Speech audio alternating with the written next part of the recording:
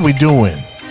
I am your host, Robert T. Gardner Jr., also known as Dr. Rob. Welcome to Station BOB, and let me tell you a little about thee. I am a kid from a Harlem hood who turned out good. I got educated like I should. Now I know how to help you grow to become the best of your being in life, love, and work. With that said, I am here to provide you with some clarity associated with the perplexity of the challenges in your life, love, and work. So, without further ado, let's get down on it. Enjoy the show.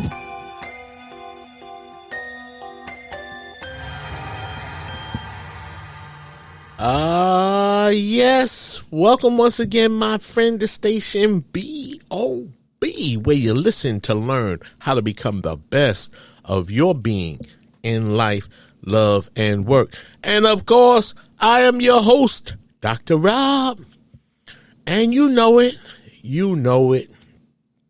As always, I'm feeling good, looking good, doing good.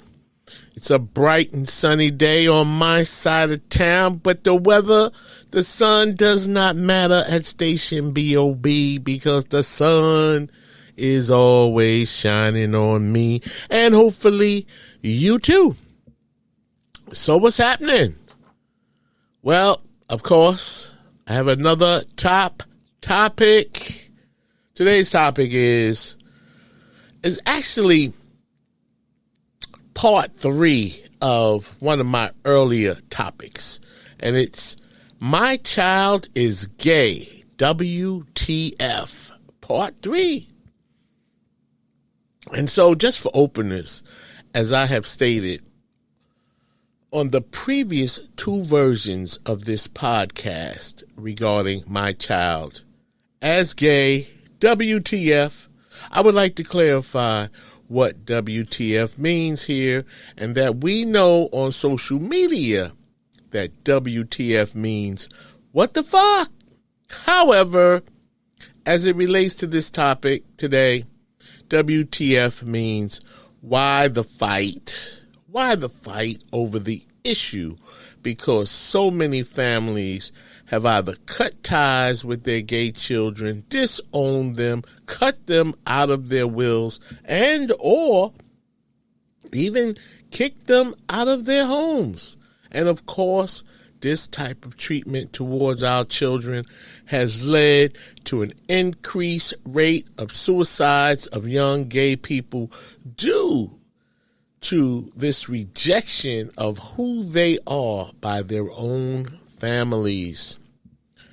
What say you to that?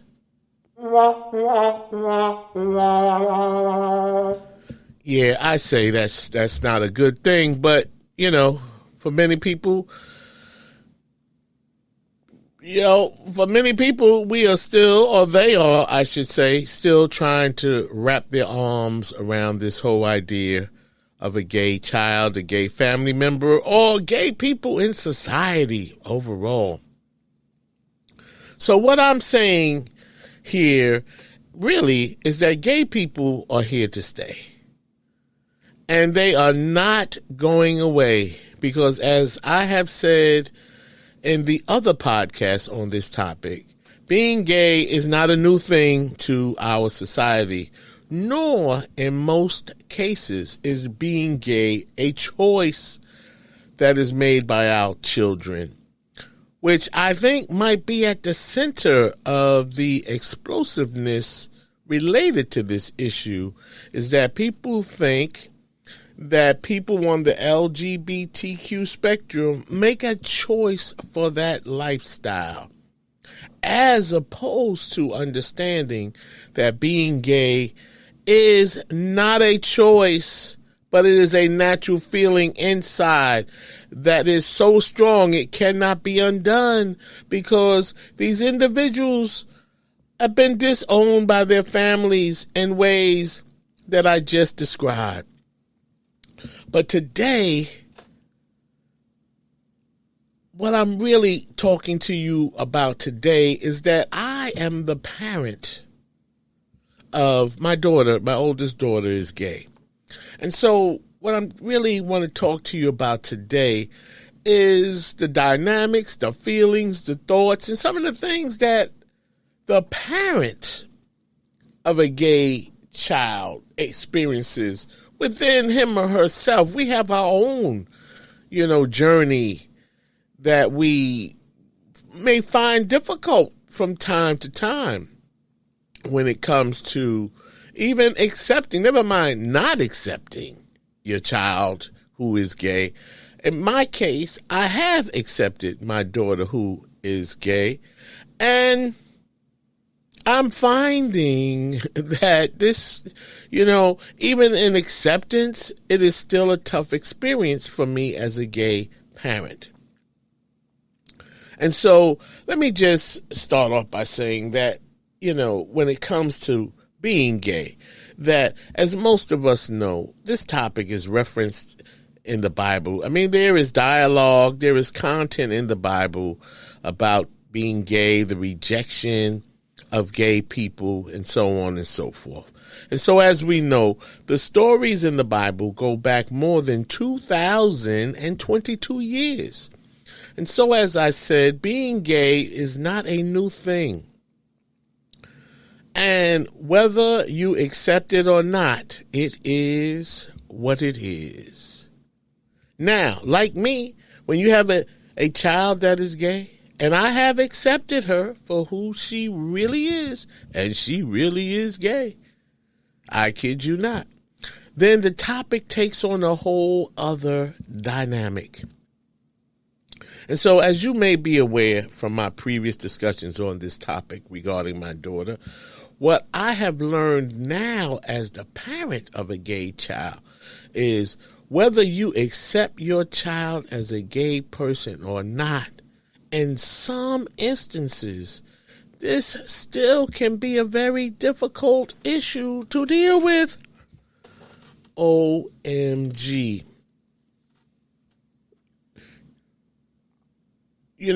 Whether your feelings regarding their behaviors and expectations, that your child, I am learning, they have, I don't know if they even regard the feelings and I'm even confused, this is taking me aback so much, but let me see if I can straighten this out and fly right. So regarding, having a child and your feelings regarding their behaviors and expectations of you as their parent or even as another person, I would like, before I continue, let me just also mention that I plan to do a part 4 on this topic but I'm in the process of seeing if I could persuade a good friend of mine who also has a daughter who is gay. And she is less accepting than I am of the fact that her daughter is gay. But I would like to discuss this topic with her so she can share with you her feelings and perspective on the challenging dynamics that an accepting parent of their gay adult child has to deal with. So please stay tuned for that discussion as I am working on persuading my friend to come on the podcast and share her thoughts. And with that said, let me get on with the discussion regarding some of the challenges that an accepting parent experiences with their gay adult child. And in this case, I'm talking about me. So, for instance, I have already noted that I have fully accepted the fact that my daughter is gay. However, I was taken aback by a text I received from her while she was away at college, sharing a college dorm room with her significant female other. Now, that in and of itself is not what threw me for a loop. It was the fact that I received this text on a Tuesday where my daughter told me, she did not ask me, she told me that, and as I said, she did not ask me for permission. She told me that she planned to come home that weekend with her friend, aka significant other, and spend the weekend at my house with my wife and other 2 children. So as you might expect, my stomach dropped and I had a very sick stomach because I am wondering now, what was I going to do and how was I going to handle this, because I was not going to allow that to happen. Not to mention that I also would have to talk to the wife about this. I mean, like, whoa. This is one of those things that would make you say, whoa. So, as I always do, I settled down, got myself together, had to speak to my emotions on this subject. And I thought about the best way to handle this without hurting the feelings of my wife, my daughter, her significant other, and keep my sanity at the same time. So the way I resolved this matter with the most thought that I could put together, I called my daughter. And I advised her to download the Duo app, that's DUO, which is a FaceTime app for cell phones, so I could do a video call with her and her significant other on the call, so I could see the both of them and they could see my face too. I thought this was important so there could be no misunderstanding of my feelings, my words, or any other aspect that could be detected regarding my feelings on this subject. And this was very important to me because I wanted my daughter and her friend to understand that I am on their side. But, B-U-T, at the same time, there are certain things I will not be able to allow regarding their relationship. Oh my God. So anyway, I make the call. I met the young lady, this is a virtual call using the Duo app. And we shared some small talk to get acquainted. And then I informed the both of them that, first of all, this short notice of their plan to spend the weekend at the house was not going to happen. And I also explained to them that I am really not even sure how to handle this, but I'm going to do the best that I can to handle this the best way I can think of. And so I explained to them that as much as I support them in their relationship, I also have 2 young children at home. A 9-year-old girl and an 11-year-old boy. And I did not think it would be a good idea to bring their relationship up front in the house at this time. And it's not that I think that their gay energy or whatever through osmosis or metamorphosis would rub off on my other children. It's just that I am not ready for that. This is what I'm saying to them, that I'm just not ready for that. And I'm doing the best I can to manage this situation without rejecting them. And I'm sharing with them that I didn't want to make anyone, in my home, meaning my wife and other children, feel uncomfortable with their relationship. And so I was very happy with the way I handled this situation.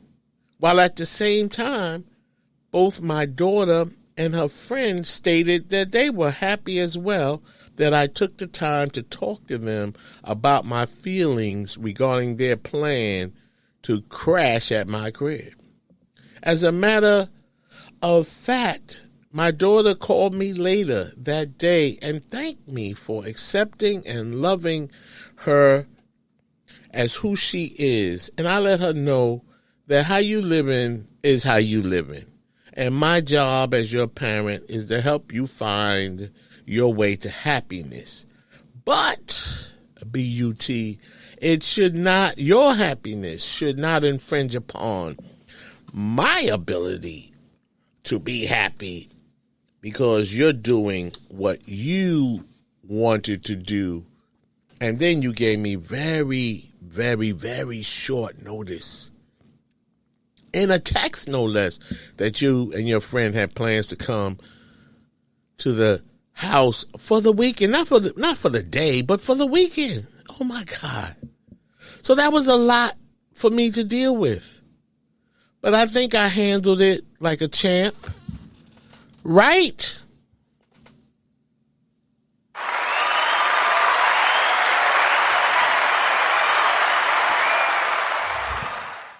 Well, not right, but wrong. Because less than 6 months later, my daughter had a new girlfriend.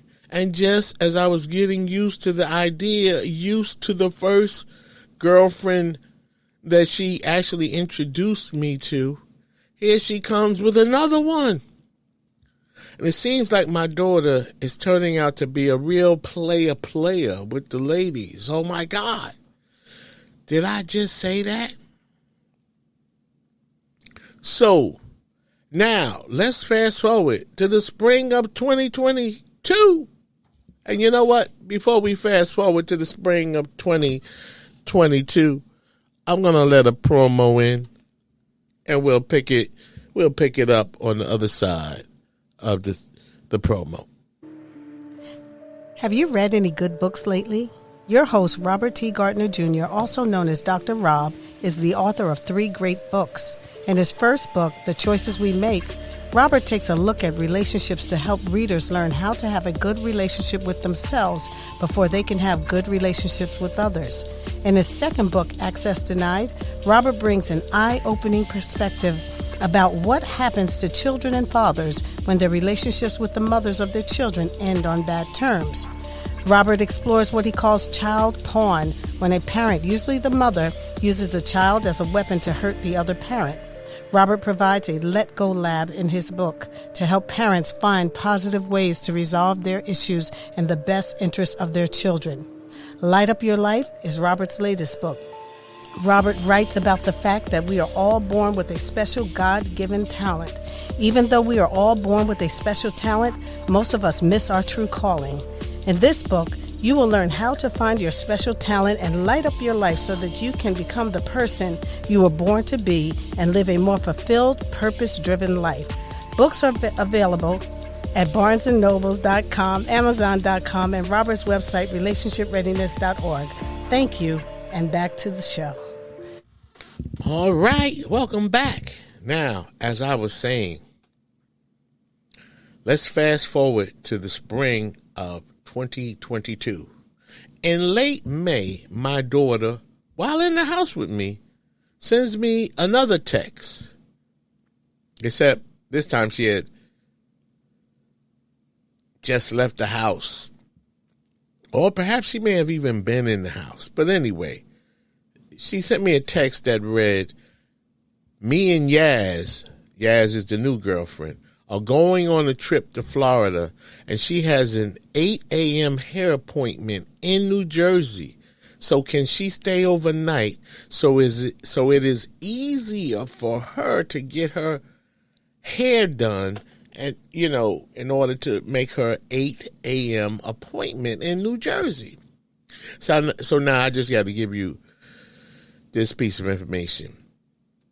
the issue here is that her friend Yaz lives in Long Island, New York, and she's approximately 21 years of age. And more than likely, she never got her hair done in New Jersey because she was born and raised in Long Island of New York. So now all of a sudden, it is my responsibility to let this young lady stay overnight to make her early hair appointment after I specifically told my daughter that I could not allow that. I'm trying to figure all this out. And here she springs this on me. So I'm like, oh my God. Oh my God.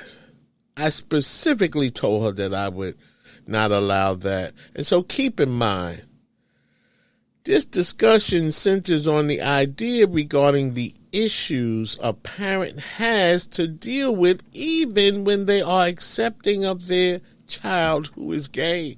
Oh my God. So I talked to my wife about the idea of this young lady staying over for the night to make her so-called early AM appointment. And, the funny thing is that children believe that they can really pull the wool over your eyes with these little shallow, scenarios that they create to represent an excuse or a reason to get what they want. I'm like, really? And so the wife says, yes, she can stay over. And so we agreed to allow this to happen. And of course, we're like, well, what could be so bad? It's just one night, right?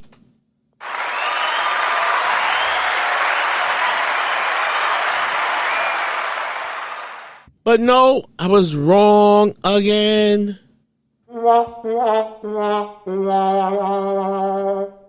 Because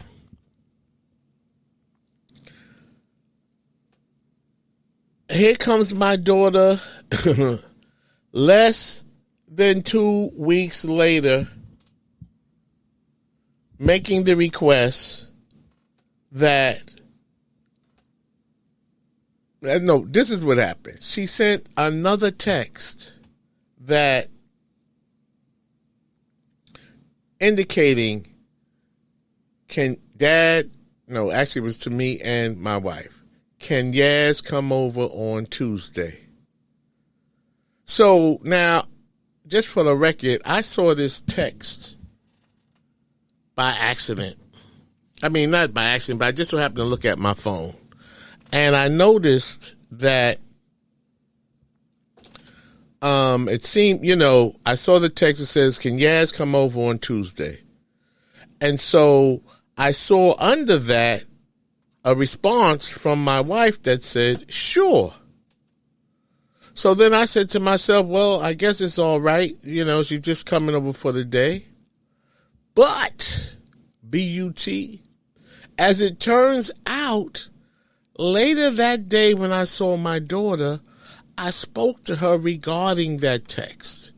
And I asked her, how could your friend come over during the day when you have to work? Because my daughter, she has 1,000 jobs. And I just want her to know, it's not my responsibility to keep your friend company while you're at work. So, how could you make such a request? So my daughter responds by stating, she said, well, Dad, I'm off next week on Tuesday, Wednesday, and Thursday. So then I say, well, what is your plan for Yaz to be here during that time? My daughter said, well, Dad, she'll be here Tuesday, Wednesday, and Thursday. I'm like, what? At this point, I'm floored. Now, remember, her text stated, can Yaz come over on Tuesday? However, she omitted the part that pertained to the 3 days and 2 nights that she wanted Yaz to stay here at the crib. So I'm like, wow. Now, what do I do again regarding my daughter and her friend and these overnights? So now my patience are running thin because I went through a lot to resolve the first situation regarding the other girlfriend. So I talked with the wife about this, and she said the answer should be no this time. She said, Taylor deceived us. And my wife said, when I was living with my parents, I could not let my boyfriend stay overnight. I said the same thing. I could not have any of my girlfriends stay overnight at my house when I lived with Aunt Sally. And and if we allow this, then Taylor would think that she could do whatever she wants to do in this house. And that is not a good idea, because it is time for Taylor to consider transitioning out of here anyway, just based on this issue alone. It's not so much, well, it is, but it isn't. It's not so much that she wants another girl to stay over who is her significant other. The answer would be no if it was a dude. If it was a guy, the answer would be no. As I just said, I couldn't have my girlfriend stay overnight when I lived at home, and my wife said she could not have her boyfriend stay home at night when she lived at home with her mother. So if she wants to have overnight guests, she should have her own address. What do you think? So once again, I tell my wife that I will talk to Taylor and tell her that she cannot have her friend stay overnight, especially for 3 days and 2 nights. Oh my God. It's like a trip to the Bahamas or something. So, since text seemed to be the best way to communicate with my daughter, even though, I know better than that. And I know that is not the best way. But what I'm finding is sometimes it is with her, because I can avoid the usual confrontation that we have when we do the face-to-face, and I have to give her directions about what we can and cannot do, or what I need her to do or not do in this house. Because face-to-face is usually head-to-head, toe-to-toe. And why am I going toe-to-toe with my daughter and I'm the daddy, I'm the father? But that's what it is when you get a young adult thinking that they can do what they want to do because they are so-called grown. But that's not the way it works here at the crib. So I sent her a text anyway, or as they say, anywho. And I just wanted to let her know ASAP, because now it is Monday and she is planning for her friend to be here on Tuesday, Wednesday, and Thursday. So I sent her a text that read, "It is a no-go on your request to have Yaz stay at the house for 2 nights and 3 days. If you want to do adult things with your significant other, then you have to do what grown people do when they want to do what grown people do." And I also informed her that I could not allow my girlfriends to stay overnight when I was living at home. So my daughter responds by saying, "Well, what do grown people do when they want to do what grown people do?" I said, I responded by saying they either get a hotel room or they get a place of their own to live in a different zip code with a different address. Then she said, well, it was back then that you could not have your girlfriend stay overnight, and it's a new day now. So I responded to her in a text by saying, well, we were having sex back then and we still having sex today. And so the game is the same, only the players have changed. And so that is a no-go to your request for an overnight, for 2 overnights with your friend. And to my surprise, not that she had a choice, she said she understood. Well, how do you do? We reached some common ground. I cannot believe it, but I can because I did my best to address this in a fair and reasonable manner. What say you on that?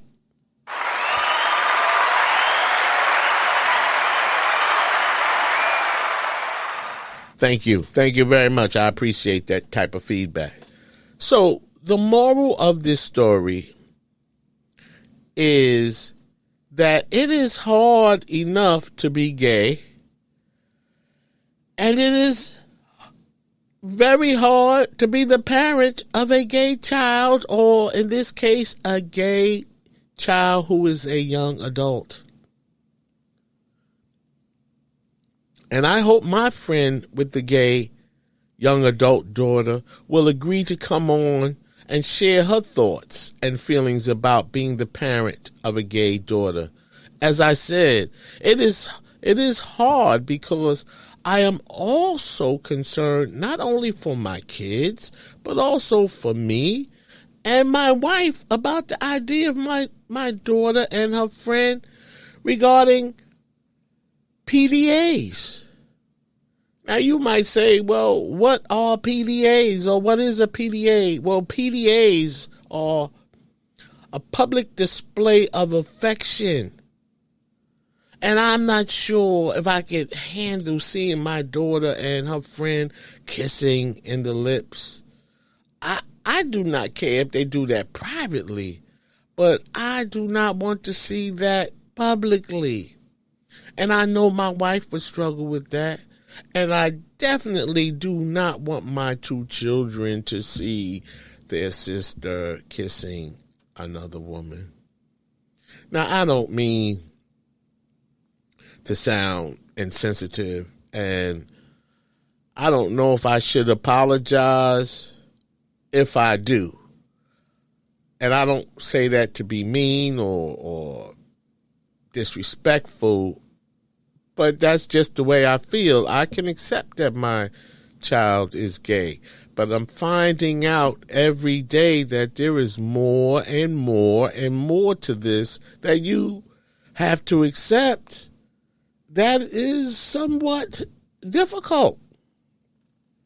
Now, as I said, it may sound insensitive to the LGBT community to say that, but I love y'all. I'm cool with everybody. At least that's what I would like to be.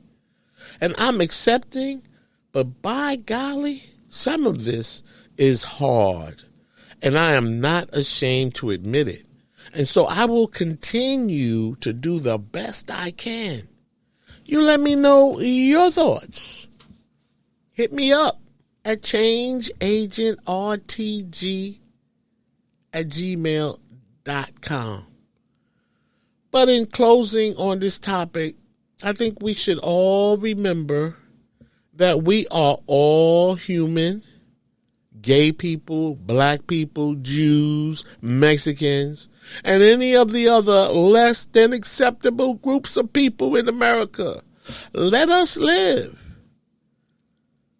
And you live your life, and let everybody live their life, and everything will be all right. And with that said, I want to thank you once again, my friend, for tuning in to Station BOB, where we provide content that makes sad people glad, good people better, and sometimes we might even make you mad. But that is not our goal. Our goal is to get you inspired, motivated, and to get moving on your purpose.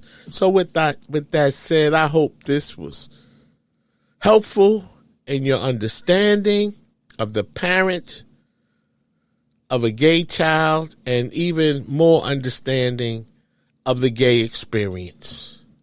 Because for them, in many cases, maybe in some, but for the most part, they do not make a choice to be gay. Gay is who they are. And that's what it is. And so remember, until we meet again, my friend, I want to thank you for allowing me to ride with you in your car, on your bike, to jog with you, to be with you. Thank you so much for supporting me. And remember, love is an action, not a word.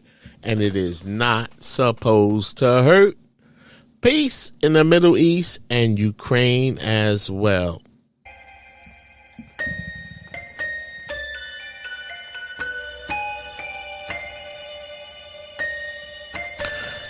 As we wrap up this show, I hope this topic helped you to grow. And now you know a little bit more than you knew before. If you have any questions about this topic, please email me at changeagentrtg@gmail.com. See my website, relationshipreadiness.org. To learn more about my counseling, consulting, and educational programs related to life, love, and work. Finally, in the words of the late, great Reverend Dr. Martin Luther King Jr., if I can help somebody as I pass along, if I can cheer somebody with a word or song, if I can show somebody he is traveling wrong, then my living will not be in vain.